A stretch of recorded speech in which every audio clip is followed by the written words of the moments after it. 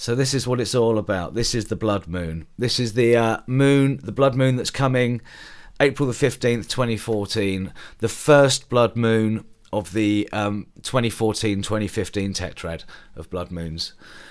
And the blood moon is happening directly above the star Spica, which I will go into later as to the significance of the star Spica. But let's look at the blood moons first. As I say, it's the first one of the 2014-2015 Tetrad, which is now, 2 weeks' time. And the lunar Tetrad happens when you have 4 blood moons, 4 lunar eclipses, all happening on Jewish feast days over a 2-year period. This year it's Passover and Sukkot, and next year it's Passover and Sukkot, Jewish feasts.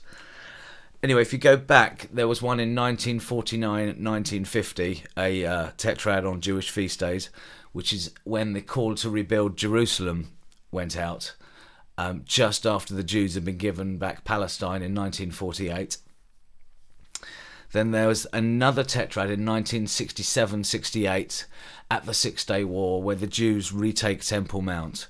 So you can see these Tetrads have got very significant events in the lives of the Jews. And this is the first blood moon of that. So then we'll look at Spica and why the moon in front of Spica is important. Because Spica was hidden by the moon 4 times last year, which it hadn't been hidden since 1995 or something. So it was hidden 4 times, making a pattern of 7.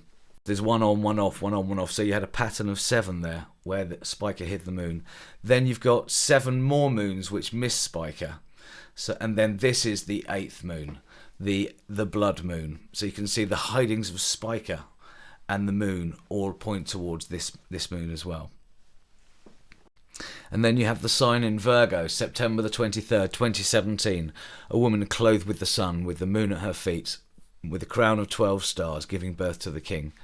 Exactly as the picture is there in the constellation Virgo 2017, which there are also many videos about out there.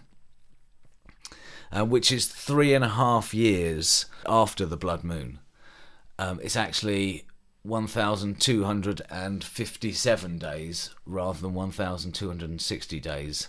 And then the sign in Virgo is further backed up by the sign of the dragon 3.5 months later on Hanukkah 2017. The sign of the dragon with his 7 heads, 7 diadems on his head, and 10 horns along the bottom. So that's all backed up.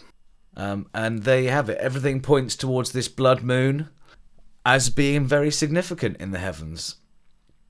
All those bits and pieces coming together, pointing at this first blood moon. We will see. Then in Virgo, at the same time, you have 2 minor planets, Vesta and Ceres, which are small dwarf planets out near Mars, on the same sort of orbit as Mars.